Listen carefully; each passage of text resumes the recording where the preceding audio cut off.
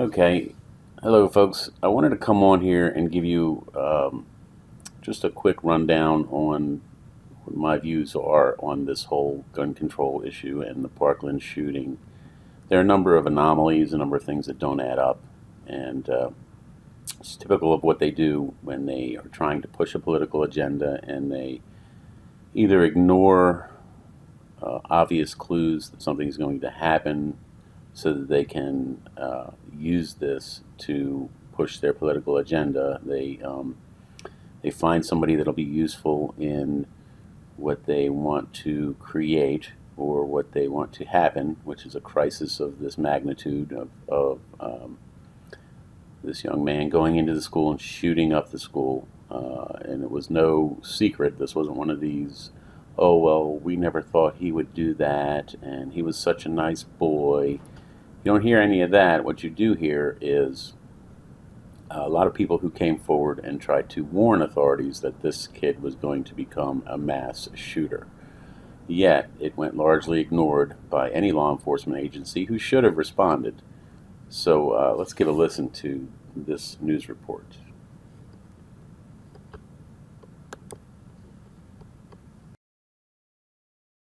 Joins us with that explosive call the FBI apparently never followed up on. That's right. We've already known about a lot of missed red flags with Nicholas Cruz, but now we're learning of even more. We got our hands on this transcript from a phone call with the FBI where someone else said they were worried he'd shoot up a school.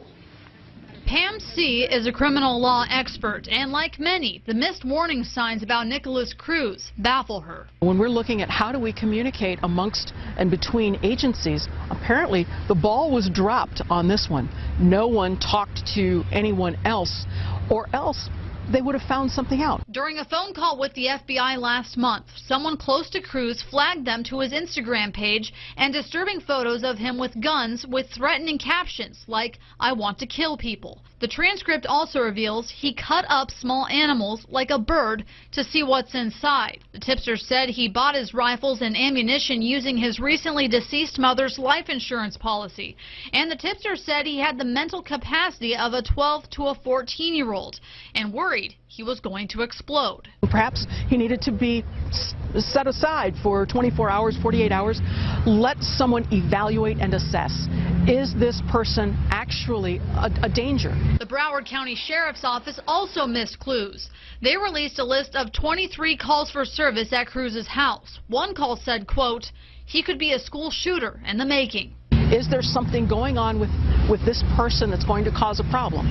Obviously, there were enough people that thought that they contacted authorities that should have had the ability to do something about it, who chose, for whatever reason, not to do anything. The FBI caller didn't know if anyone would do anything, but said, "I just know I have a clear conscience if he takes off and just starts shooting places up."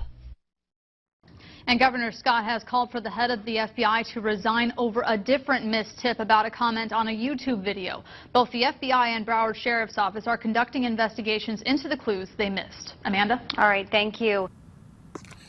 Okay, so knowing that, then we look at the CNN town hall, this travesty that they went after the NRA, that they're not standing up for shooting victims and children in schools. And I just want to read this because this is very interesting. After we know that they did nothing before the shooting, and sheriff's deputies did nothing at the shooting. The armed school resource officer, I think the shooting took a total of 6 minutes, and he did nothing but stand outside the school with his gun drawn. None of the deputies went in. There were 3 or 4 deputies, ones from other jurisdictions, that didn't go into the school. So the Democratic sheriff, whose deputies allowed a school shooting to happen, and the media that praised him. So you have 17 lives, 17 people cut down by gunfire at Marjorie Stoneman Douglas High School in Parkland, Florida. 4 sheriff's deputies who were there and did nothing. Broward did nothing before and after or during. The Broward County Sheriff and Democrat Scott Israel dared to sit down in a town hall and bellow at NRA spokesperson Dana Loesch when he knew his deputies did not answer the call, and the media praised him like a conquering hero. It's enough to make anyone with a conscience want to puke. When a mass shooting happens, the mainstream media and liberal politicians do what it does best: blame the NRA. It's always the same. Before any facts are made available, Democrats on social media blubbering do something, and the media begins their usual routine of speculating with no information, but making sure to ask questions about NRA and its culpability.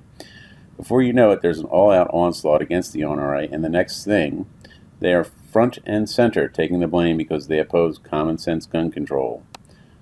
The Parkland, Florida shooting was no different at first, but this shooting took a different turn when surviving students at the school began to speak out, raising the stakes. CNN decided to hold a town hall and invited politicians and the NRA to take part. Dana Loesch, knowing that she was going to step into a hostile environment, made the decision to attend on behalf of the NRA. She shared the stage with Broward County Sheriff Scott Israel. What followed was a disgusting display by a man who knew what a crap job his department had done, not only dealing with the shooter before he went on his rampage, but also knowing that the deputies in his department were derelict in their duty, sitting outside the school and doing nothing while kids were being shot to death. He attacked Loesch, he berated her, he blathered about more gun control to earn applause from the crowd. His office did nothing, his deputies did nothing. 17 people gunned down, nobody came to help. And how did the media treat Israel? With this conquering hero for taking on the evil NRA? The Huffington Post: Florida sheriff rebukes NRA spokesperson who claims she's fighting for shooting survivors. CNN: sheriff to NRA spokeswoman, I'm calling BS. Raw story: Broward County sheriff hammers NRA's Dana Loesch, you're not standing up for Parkland students. New York Daily News: sheriff slams NRA's Dana Loesch, calls for a ban on automatic rifles after Florida school shooting. First of all, we never were able to buy automatic rifles, even before this shooting. They are outlawed. This would be semi-automatic rifles. And in BuzzFeed, this Florida sheriff just called out the NRA for failing students by not supporting gun control. So the list goes on. Meanwhile, the Coral Springs police officers arrived on the scene of the shooting. Here's what they found. When Coral Springs police officers arrived at Marjorie Stoneman Douglas High School in Parkland, Florida on February 14th, in the midst of the school shooting crisis, many officers were surprised to find out that not only Broward County Sheriff's Deputy Scott Peterson, the armed school resource officer, had not entered the building, but that 3 other Broward County Sheriff's deputies were also outside the school and had not entered. Coral Springs sources tell CNN the deputies had their pistols drawn and were behind their vehicles, the sources said, and not one of them had gone into the school. Not one. And Scott Israel has the audacity to go after Dana Loesch, to attack her, to shout at her, to attack the NRA. Well, there's a nice little picture with him and Hillary, the gun grabber. So, shame on you, Sheriff Israel. Shame on you, CNN, for what is either incompetence or malice on your part, allowing that piece of human filth to take the stage and play the righteous cop who wants to save the children when he's largely responsible for what happened, not the NRA. This is on you, Sheriff Israel. You could have stopped the shooter. Your deputies could have done their job and run into that school, possibly saving lives. Yet you point the finger of blame at the NRA. Have you no shame? The blood is on your hands. And here is Brian Enton, and he's a reporter for 7 News in Miami. Okay, and this is a tweet from him. It says, everything I was trained on mass casualty events says they did the wrong thing. I spoke with a seasoned emergency medical responder who was one of the first to the Stoneman shooting. He doesn't want me using his name for fear he'll get fired. Here are his exact quotes. This is WSVN reporter Brian Enton tweeting this.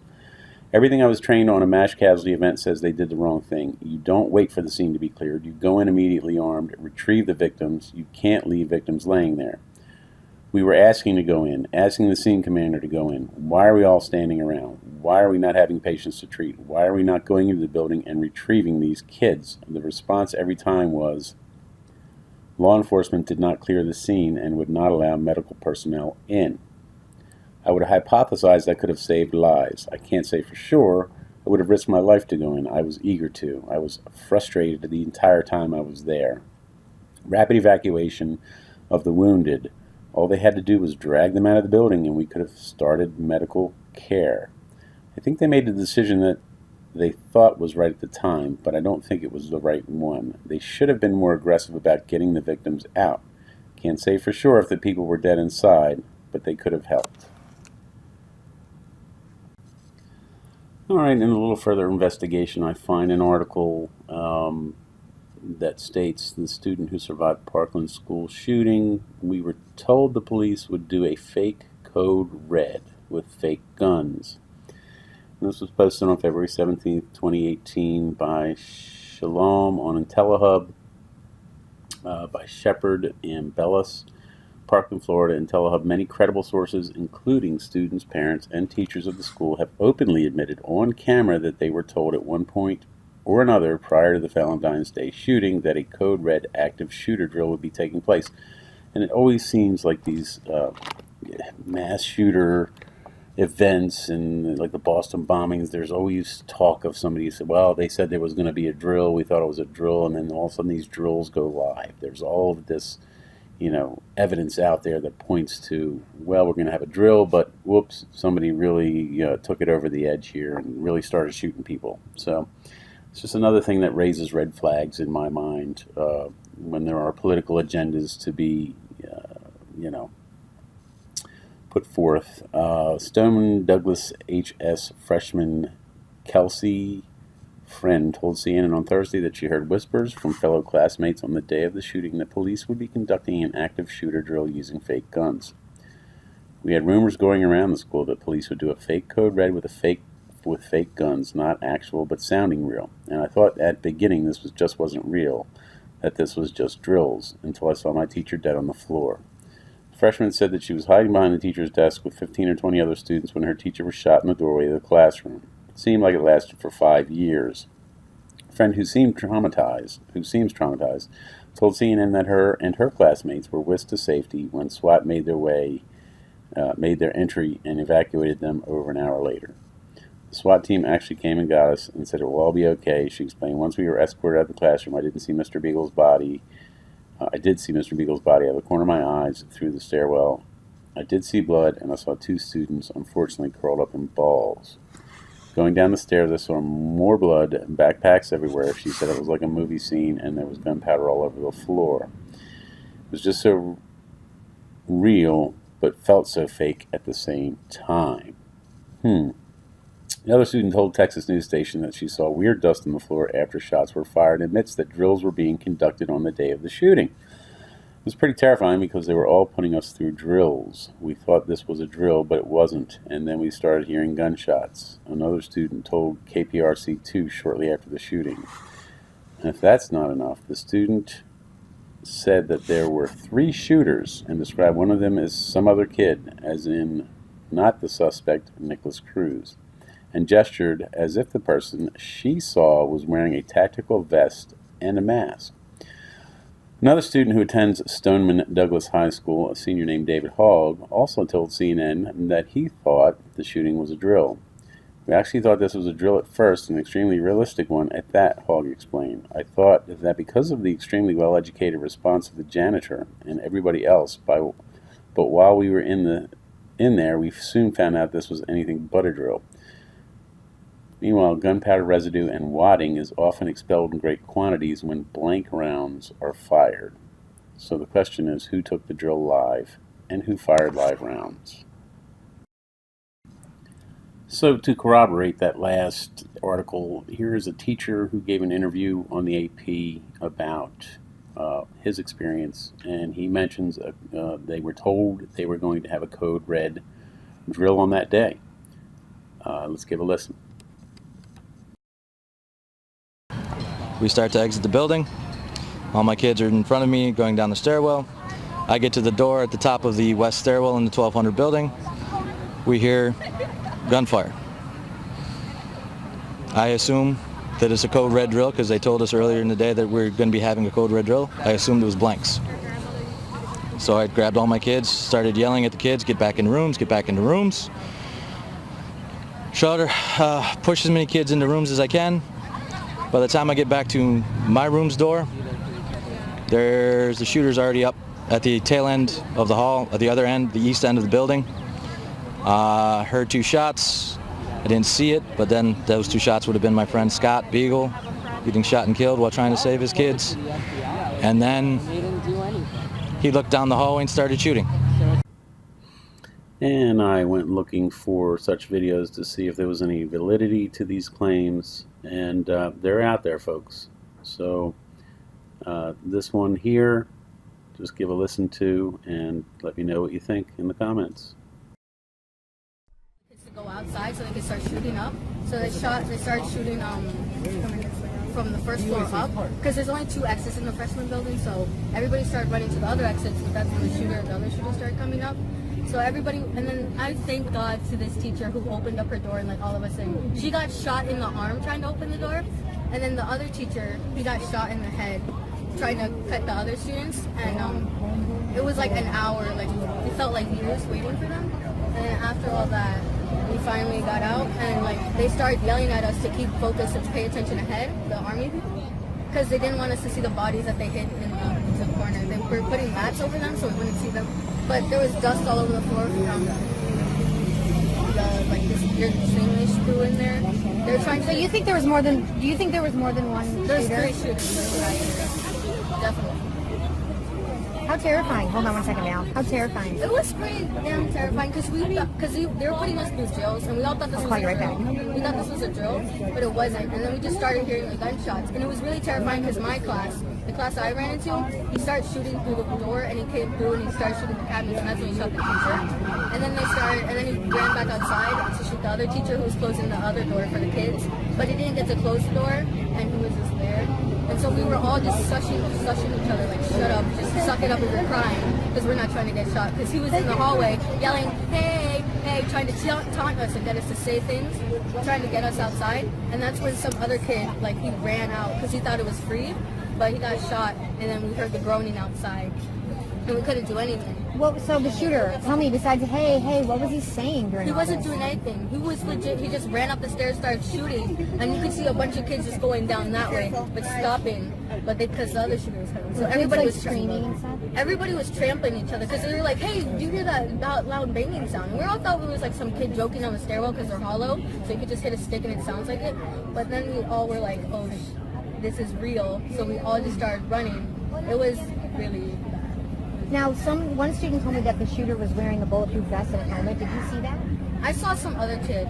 When the other kid who came into the classroom, he was wearing some type of thing, and like, I don't know, but it was like I froze at that moment because you never know, because when the gun is like pointed towards you and the thing, you don't know what to do, and you kind of just like pause and you're just like, is this actually gonna happen? But I felt like he was going after all the teachers because a bunch of teachers got shot, and any of the kids who were in the way, they got shot. What happened was the fire drill ran, so we all thought it was fire. We already had a drill today, so we're like, it's another drill. So we don't take it seriously. But then we hear pop, and from the other side of the school, we just see the whole school running out. We heard multiple, what you believe are multiple gunfire shots. Yeah. And you said there was a drill today of some sort, and because of that, today was a normal fire drill like that. Normally we need one every month. And we were just assuming it's that one, but then a second drill went off in my class, and we just all assumed that it was a normal drill. But as we were walking out, we started hearing, like, pop shots, and no one seemed to be worried at point, because people thought that it was just another, like, intense drill. They told us about a drill before where they were going to be shooting blank. So we heard the shots like, hey, it's just that drill. I actually was in the bathroom at the moment, and I came back to my classroom, and I knocked on the door, and the fire alarm went off, and principal came on the speaker and just said everyone needs to evacuate right now. So that's what we did. As I was going down the stairs, I heard a couple shots fired. Everyone was freaking out, saying that it was a gun. And as we were walking the whole class together, I actually was speaking to the suspect, Nicholas Cruz. And as I was speaking to him, he seemed very, I don't know what the word I want to say is, but he was trouble in middle school, so I kind of joked to him about it and said, I'm surprised you weren't the one who did it. And he just gave me a huh? So that's really what happened. You were walking down the hall, he had already fired at that time? Yes, sir, with him. Weren't you scared? In the moment I wasn't, because there was obviously definitely another shooter involved, but... Oh, you think he was not the only one? No, definitely not. Why do you say that? Because when shots were fired, I saw him after the fact. So, and the shots were coming from the other part of the building. So there definitely had to be 2 shooters involved, I believe. That's the first I've heard of that. Did you see any other students who were wounded? No, sir. And this one took me back a little bit. David Hogg claims not to be a crisis actor, and yet you see him here rehearsing his lines, trying to get his story straight on camera. The interviewer obviously coaching him and saying, "Oh, you're doing fine, don't worry, you know, maybe say this, maybe say that." So, you know, all of these things raise, again, these red flags. You can be the judge. I'll play it for you. Here you go. Because we had a fire alarm earlier that day, and that was a drill, so we thought this was a drill too, just another one. Because we have a lot of fire alarms, a lot of fire drills at the school. After we heard the first gunshot, we initially thought it was a drill. Actually, that was a bad choice. Hold on. It's okay, you're fine. Actually, that was a bad choice because the janitor, sorry. It's okay, you're fine, David, you're fine. Honestly, when I was going out, I was kind of in, I was in, hold on. It's okay. When I was going out, I was in shock. Yeah, saying I don't know how to put this in perspective. It's okay. So most of my friends that made it out, one of them went into a bathroom in the same, I believe in the same hallway as the shooter. Oh, hold on. It's okay. One of them went into the same bathroom, I believe, as the hallway shooter. He was in there at the same time, and he was in the bathroom, and he didn't know if he was going to live. Here is a teacher describing having seen the shooter in the hallway and describing what he is dressed in.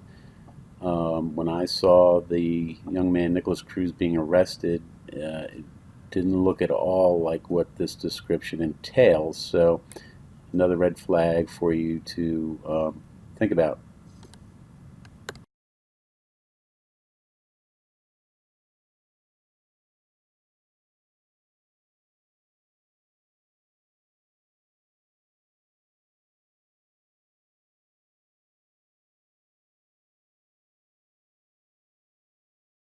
One week ago, Valentine's Day, creative writing teacher Stacy Lapel's class was playing music, writing love letters when the fire alarm went off. As students filed into the hallway, she heard gunfire. The killing had begun. I was about 2 feet away from my door. All of a sudden I heard gunshots in the stairwell, which is about 20 feet away from my room. And then kids were screaming and then running back towards me and towards the end of the hallway. So I just went in this very strange autopilot mode where I pivoted on my feet. I unlocked my door, and then kids just started pouring in my room. I don't know how many kids were in there, but I was pulling them and getting them in and shouting at them to get in the room. And then I suddenly saw the shooter about 20 feet from me, standing at the end of the hallway, actively shooting down the hallway, just a barrage of bullets. And I'm staring at him thinking, why is the police here? This is strange, because he's in full metal garb, helmet, face mask, bulletproof armor, shooting this rifle that I've never seen before. I don't know when I decided it was the right time to close the door. I grabbed the handle with both hands, and that's when I got nicked or grazed or whatever you call it. So a bullet hit your arm? Yes. As I'm closing my door, I'm shouting at my next door neighbor, Mr. Scott Beagle, to close his door. And he's the kind of man that would just keep that door open a little longer. You know, he's all about the kids, you know, but he couldn't see the shooter. I had a good visual of him, which is why I yelled at him to shut his door now. I heard him shoot a barrage of bullets into Mr. Beagle's room. And then he came to my room and shot about 4 or 5 shots into my room, breaking the glass of my door. There's a rectangular piece of glass. And I heard him continuously shooting down the hallway. And I never really knew when he left because we just thought he was still there. It was so quiet, and then all of a sudden I hear helicopters outside, far, far in the distance, it seemed to me. Police officers far, far in the distance. Kids were screaming in the hallway for help. We're trained not to let anybody in the room. And I would say a good 45 minutes went by, maybe an hour, and when we heard the SWAT team come on the floor, but I still didn't trust that it was them because they were banging on the doors. Police let us in. No one got up. So you have to ask yourself if this is an opportunity for the gun grabbers to go ahead and politicize this event and go on TV and have this town hall, which CNN obviously did. But I thought this video was interesting about them not allowing the kids to ask their own questions. They actually scripted questions, which this one young man refused to partake in. So let's watch this. Thousands of people made their way to the BB&T Center in Sunrise to take part in this nationally televised town hall. But one shooting survivor refused to be there. Our Janine Stanwood joins us live now from the BB&T Center to explain that for us tonight. Janine. Calvin Lurie, you said it. He got dressed. His parents got dressed up. They were looking forward to come here to the BB&T Center. But then he says that after preparing his questions, he says that CNN gave him a scripted question. So he said no way. Other students, however, say that this was an opportunity for the public to know what they've been through. It's scary. It was really scary. Jack McLeod is a junior at Marjorie Stoneman Douglas High and was there when the shots were fired. He says the CNN town hall is another way for the public to see his generation's activism. I have friends that have already, been at the White House, talked to Donald Trump. I have friends in Tallahassee, so I hope that this is the last time that anybody has to experience this and everybody can feel our pain so that nobody has to experience it firsthand. I expected to be able to ask my questions and give my opinion on my questions. But Colton Hobb, a member of the junior ROTC who shielded classmates in the midst of terror, says he did not get to share his experience. CNN had originally asked me to write a speech and questions, and it ended up being all scripted. Colton wrote questions about school safety, suggested using veterans as armed school security guards, but claimed CNN wanted him to ask a scripted question instead, so he decided not to go. I don't think that it's going to get anything accomplished. It's not going to ask the true questions that all the parents and teachers and students have. And so you can see right now people are starting to leave the BB&T Center. It was a very serious, a very sober conversation, but just in some brief conversations that I've had with students who have come out, they feel like a lot of what was said today was just politics as usual. They say they didn't hear as much as they had wanted to. We're going to learn more from them and bring you that later on in the newscast, but at least this is the beginning of a conversation. Calvin Lurie, I'll send it back to you. But let's talk about some of these other families. According to Fox News, Florida school shooting survivor, media is using tragedy to push gun control. A survivor of the deadly shooting at Marjorie Stoneman Douglas High School, who was previously interviewed by CNN and MSNBC following the mass shooting, told Fox News he believes certain media outlets are politicizing the tragedy to push gun control. I wholeheartedly believe that the media is politicizing this tragedy, Meinhof said. It seems that gun control laws is the major topic of conversation rather than focusing on the bigger issue of 17 innocent lives being taken at the hands of another human. I know many people who are pro-gun and others who support gun control, but it seems that the media is specifically targeting those in support of gun control to make it seem as if they are the majority. And the liberal news outlets are the ones that seem to make the bigger effort to speak to these people. And I'm talking from experience, said Meinhof, who was interviewed on cable news in primetime. The next day, Meinhof said he watched as CNN again focused on gun control, even as the shooter's troubling mental health history and missed warning signs began to emerge. And all day Thursday, CNN was interviewing gun experts and specialists to brainwash the audience that gun control is a necessity. They even have an army of my classmates trying to persuade other students that guns are unnecessary and should be illegal. He pointed out that on the March for Our Lives website, the mission statement says, "We cannot allow one more teacher to make a choice to jump in front of a firing assault rifle to save the life of students."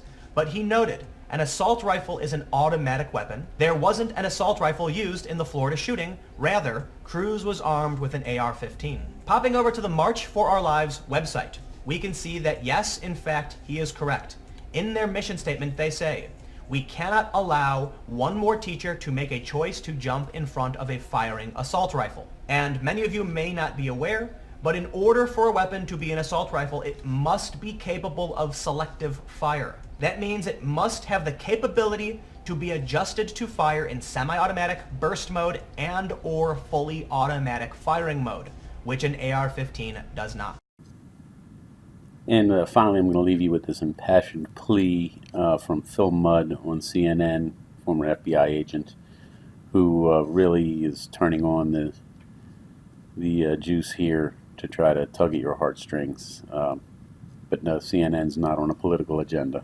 So just take a look. Phil Mudd, you're hearing these accounts. What's going through your mind as someone who used to work at the FBI? You think it's antiseptic. It's not. I talked to a terrorist who almost died because he wanted to blow up a weapon, a car bomb. And he was sent to blow up that car bomb by ISIS and Al-Qaeda.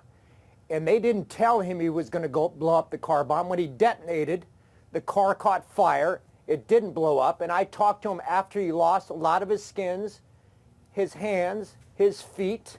I have 10 nieces and nephews. We're talking about bump stocks. We're talking about legislation. A child of God is dead. Cannot we acknowledge in this country that we cannot accept this? I can't do it, Wolf. I'm sorry. We can't do it. Yeah. All right, we're going to get back to you, but you're obviously, this is so emotional. Unfortunately, it happens all too often, and as a result, people say we got to learn some lessons. Unfortunately, lessons are never learned. In closing, I wanted to bring up this article in Mother Jones, which I believe Mother Jones is a fairly liberal publication, and this was published in 2016 by William Hartung. The U.S. government is literally arming the world, and nobody's even talking about it. So the article goes on to basically say, when American firms dominate a global market worth more than $70 billion a year, you'd expect to hear about it. Not so with the global arms trade. It's good for 1 or 2 stories a year in the mainstream media, usually when the annual statistics on the state of the business come out. It's not that no one writes about aspects of the arms trade. There are occasional pieces that, for example, take note of the impact of the U.S. weapons transfers, including cluster bombs to Saudi Arabia, or of the disastrous dispensation of weaponry to U.S. allies in Syria, or of foreign sales of the costly, controversial F-35 combat aircraft. And once in a while, if a foreign leader meets with a president, U.S. arms sales to his or her country might generate an article or two. But the sheer size of the American arms trade, the politics that drive it, the companies that profit from it, and its devastating global impacts are rarely discussed, much less analyzed in any depth. So here's a question that's puzzled me for years, and I'm something of an arms wonk. Why do other major U.S. exports, from Hollywood movies to Midwestern grain shipments to Boeing airliners, garner regular coverage, while trends in weapons exports remain in relative obscurity? Gee, I don't know, because maybe the government's trying to disarm its own citizens while it's arming the rest of the world? Maybe, I don't know. Let's see. Are we ashamed of standing essentially alone as the world's #1 arms dealer? Or is our weapons, our us role so commonplace that we take it for granted? Like death or taxes? The numbers should stagger anyone. According to the latest figures available from the Congressional Research Service, the United States was credited with more than half of the value of all global arms transfer agreements in 2014, the most recent year for which full statistics are available. At 14%, the world's largest supplier, Russia, lagged far behind. Washington's leadership in this field has never truly been challenged. The U.S. share has fluctuated between 1/3 and 1/2 of the global market for the past 2 decades, peaking at an almost monopolistic 70% of all weapons sold in 2011. And the gold rush continues. Vice Admiral Joe Rixey, who heads the Pentagon's arms sales agency, euphemistically known as the Defense Security Cooperation Agency, estimates that the arms deals facilitated by the Pentagon topped $46 billion in 2015 and are on track to hit $40 billion in 2016. To be completely accurate, there is one group of people who pay remarkably close attention to those trends: executives of the defense contractors which are cashing in on this growth market. With the Pentagon and related agencies taking in only about $600 billion a year, high by historical standards, but tens of billions of dollars less than hoped for by the defense industry companies like Lockheed Martin, Raytheon, and General Dynamics, have been looking to global markets as their major source of revenue. In January 2015, Investor Call, for example, Lockheed Martin CEO Marilyn Houston was asked whether the Iran nuclear deal brokered by the Obama administration and 5 other powers might reduce tensions in the Middle East, undermining the company's strategy for increasing its arms exports to the region. She responded that continuing volatility in both the Middle East and Asia would make them growth areas for the foreseeable future. In other words, no worries. As long as the world stays at war or on the verge of it, Lockheed Martin's profits won't suffer. And of course, its products will help ensure then any such volatility will prove lethal indeed. Right, lethal to families, mothers, fathers, children, all of the, the outrage we hear when people are shot with these weapons in the United States, that we must go and ban the guns and crack down on the guns. However, no big deal if they're, killing kids and families over out of the United States somewhere in the Middle East. That's, we're fine with that. Boy, the hypocrisy. Under Houston, Lockheed has a set goal of getting at least 25% of its revenues from weapons exports. And Boeing has done that company one better. It's seeking to make overseas arms sales 30% of its business. Arms deals are a way of life in Washington from the president on down. Significant parts of the government are intent on ensuring that Americans will flood the global market and companies like Lockheed and Boeing will live the good life. From the president on his trips abroad to visit allied world leaders to the secretaries of state, Hillary Clinton, gun grabber extraordinaire, and defense to the staffs of U.S. embassies, American officials regularly act as salespeople for the arms firms. And the Pentagon is their enabler, from brokering, facilitating, and literally banking the money from the arms deals to transferring weapons to favored allies on the taxpayer's dime. It is, in essence, the world's largest arms dealer. In a typical sale, the U.S. government is involved every step of the way. The Pentagon often does an assessment of allied nations' armed forces in order to tell them what they need. And of course, what they will always need is billions of dollars of new U.S.-supplied equipment. Then the Pentagon helps negotiate the terms of the deal, notifies Congress, the same lawmakers who want to make guns illegal here, of its details, and collects the funds from the foreign buyer, which then it gives to the U.S. supplier in the form of a defense contract. In most deals, the Pentagon is also the point of contact for maintenance and spare parts for any U.S.-supplied system. The bureaucracy that helps make all of this happen, the Defense Security Cooperation Agency, is funded from a 3.5% surcharge on the deals it negotiates. This gives it all the more incentive to sell, sell, sell. And the pressure for yet more of the same is always intense, in part because the weapons makers are careful to spread their production facilities to as many states and localities as possible. In this way, they ensure the endless support for the government promotion of major arms sales becomes part and parcel of domestic politics.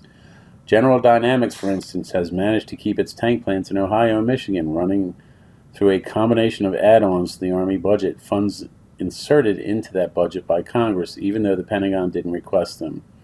Exports to Saudi Arabia. Boeing is banking on a proposed deal to sell 40 F-18s to Kuwait to keep its St. Louis production line open, and is currently jousting with the Obama administration to get it to move more quickly on the deal.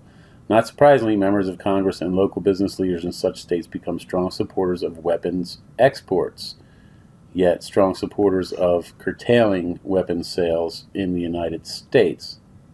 Isn't that ironic? Though seldom thought of this way, the U.S. political system is also a global arms distribution system of the first order. In this context, the Obama administration has proven itself a good friend to arms exporting firms. During President Obama's first 6 years in office, Washington entered into agreements to sell more than $190 billion, with a B, in weaponry worldwide. More, that is, than any U.S. administration since World War II. In addition, Team Obama has loosened restrictions on arms exports, making it possible to send abroad a whole new range of weapons and weapons components, including Black Hawk and Huey helicopters, engines for C-17 transport planes with far less scrutiny than was previously required.